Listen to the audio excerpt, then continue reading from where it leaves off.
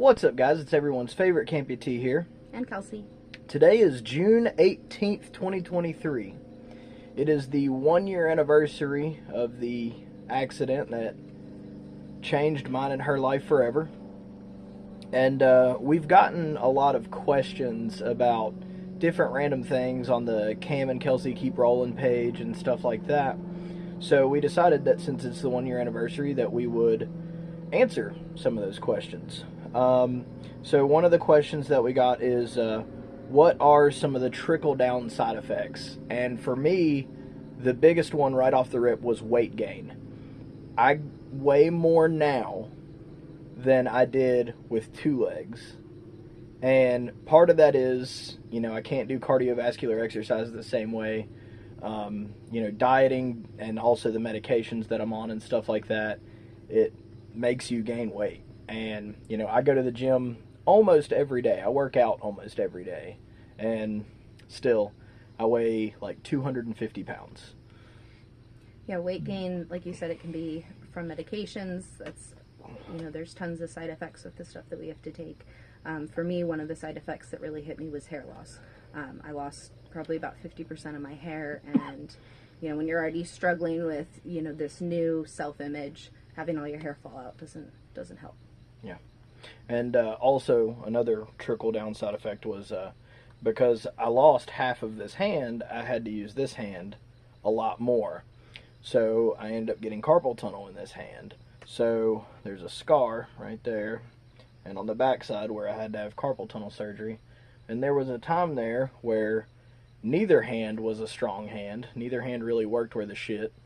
And I was down a leg. So it was basically just a one-legged potato. But speaking of medications, I quit taking a lot of my medications. I don't like taking medications. They made me feel like I was always drunk or something like that. And personally, I would rather be in pain all the time and have a clear mind than walk around all the time and just be a zombie. For me, the medications took a long time to figure out. Started off not taking a whole lot, but the phantom pains were progressively worse, and we finally feel like we finally got to a place where we've got that at bay. Don't love all the side effects that come with it, but it was not something that I could keep living with as it was. And today is also Father's Day, which makes today extra hard. My dad was a big part in our recovery at the beginning. He was first went to hospital, and about a month after we got home from the hospital, he very suddenly passed away, completely unexpected. And myself and my brother had to take on his estate and sorting through all his possessions and everything that comes with losing a loved one. And so that was just an extra layer of grief that we had. Yeah. Another thing is that, people, you don't consider what it would be like to not have the other leg, until it happens. And one of the things that just kind of like, it's kind of funny, but it's really not. It's always a joke that going to the shitter after leg day is like torture or whatever because it's so difficult to get up and down off the toilet. Do leg day with one leg and get up and down off the toilet and then come talk to me. Lots of challenges with that. For me, it's something as simple as putting something on your lap, whether it's the puppy or a plate of food, trying to keep something flat on your lap when you only have one leg. It doesn't tend to work very well. So, little things you don't think about. Yeah. And because now we have to have wheelchair accessible vehicles, it's much, much more difficult to just get in and out of a vehicle. It's a big to-do. The first time I was driving on my own and saw a turtle in the road, I got all excited because I love to save the turtles, and I went to slow down and then realized I can't get out of my car in the middle of the road. I can't lower my ramp, get out. It's not, that's something that we can't do anymore. That's two-legged people shit. Yeah. Traveling. We've tried traveling a little bit.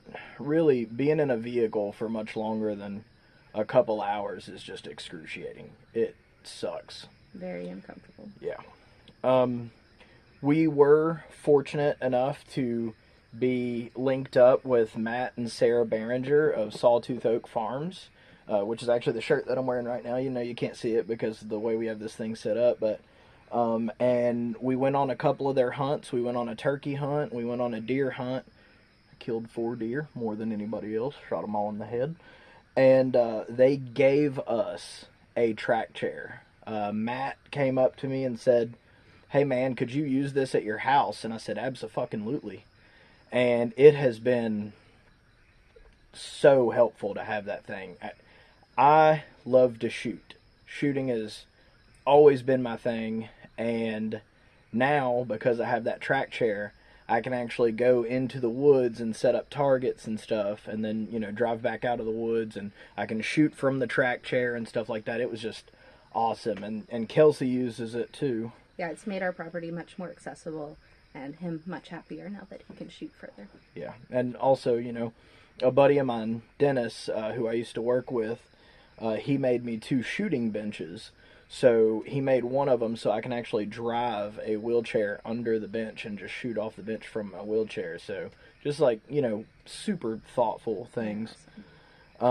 Speaking of shooting, I shot my first competition since the accident. I did the worst I've ever done in a competition, ever. But you did it. I did it. I completed the match. I was probably like... I wasn't dead last, so there's that. What else we been doing? We go to the gym a lot. Yep, we go to the gym a lot. We work out. A lot. Yeah, it's like the only time we leave the house, other than for doctor's appointments. Yeah. Working out, we go to the gym probably 5 days a week, something like that. We are getting married in September, yes. And we don't want to look like fat tubs of goo whenever we get married. Yeah. Also, I have gotten back into Brazilian Jiu-Jitsu. That has come with its own set of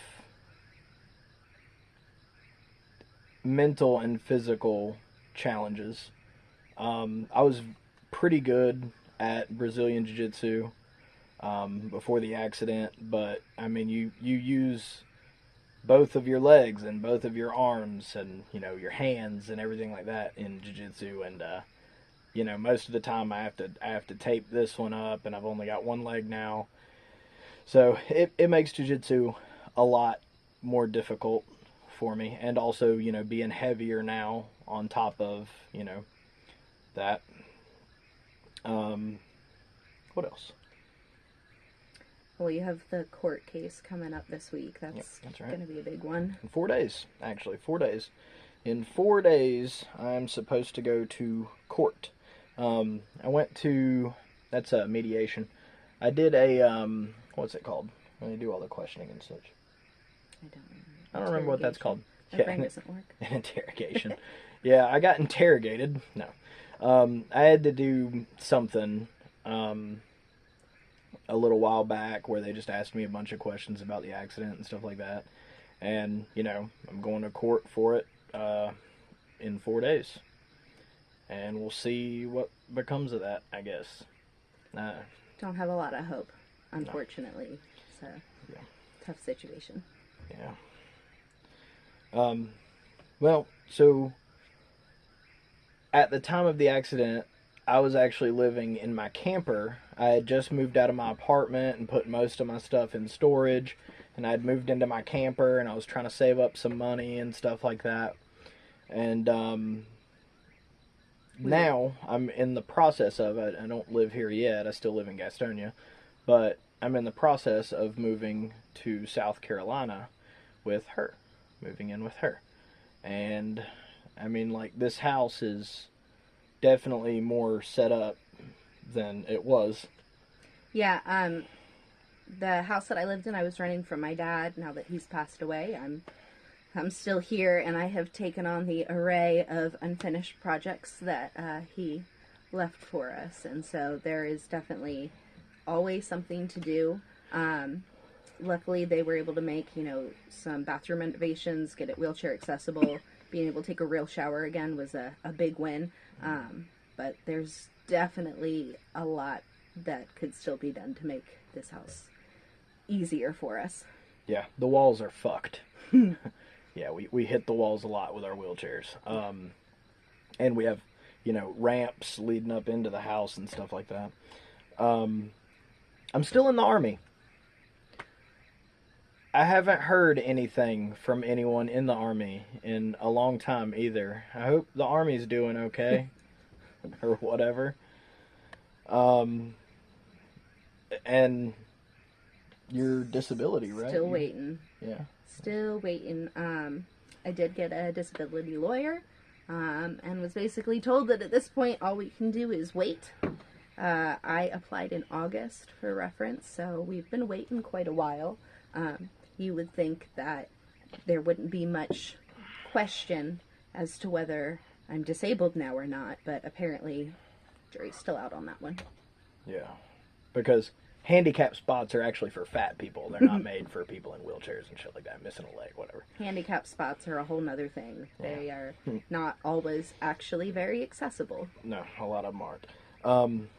Restaurants. That's speaking of handicap parking spots and stuff like that. A lot of restaurants, they might have like just one little step to get in or whatever, but it's taller than our wheelchair, like halfway up the wheelchair wheels. So getting in and out of restaurants is sometimes a pain in the ass, and also the seating situation in a lot of restaurants is kind of a motherfucker. I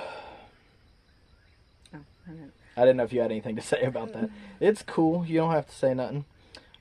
Showers have definitely evolved since we got out of the hospital. Whenever we first got out of the hospital, I had a shower chair in the driveway at my mom's house, and we got I would get them to fill up a bucket with warm water in the sink in like the garage, and bring it out. And I had a cup, and I would just use the cup to just get my body wet, and then I would wash myself, and then I would rinse off with it. And then I upgraded from the cup to one of those electronic shower heads that you just drop in the water and do like that.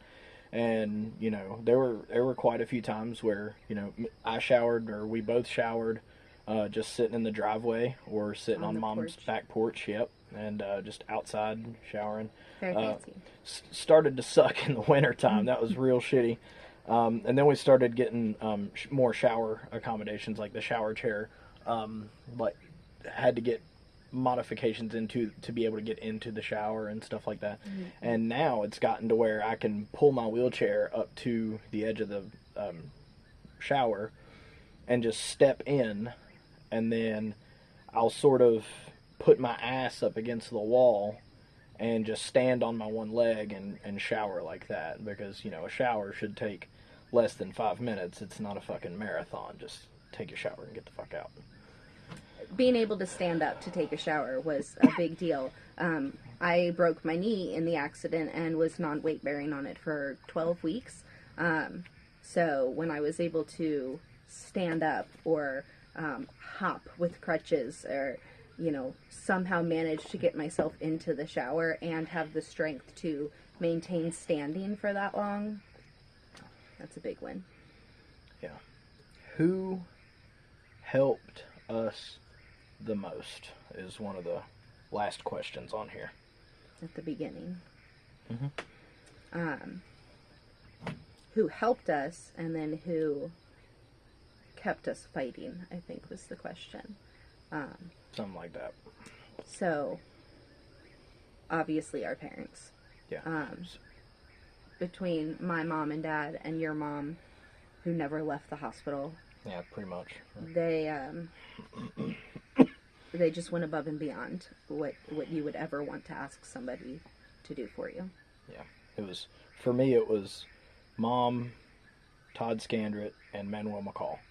Those were the three people who actually stayed in the hospital with me. And my Uncle Bill. My Uncle Bill actually, he stayed 1 or 2 nights with me that I remember. I mean, there probably was more. But, yeah, those were the people who actually stayed in the hospital with me. I had a lot of family and some friends come stay with me overnight as well in the beginning, when it still just sucked to be left in the hospital alone. We had a lot of good people show up for us. Yeah. All right, who kept you fighting? You. I remember waking up, and this was before I really, when I was still really drugged up and really knew what was going on. And I remember just being like, someone go tell Cameron he can't get rid of me. He's stuck with me, and tell him I love him. And knowing that, like, you were just down the hall, you were dealing with the same thing. Even though all we could really do was text at the beginning, those messages, kept me going, knowing that this wasn't a solo journey, if you will, and that we could lean on each other. Family, my daughter, Harper, obviously, but I think knowing you were there and that we were getting through this together was a big reason for me to keep pushing.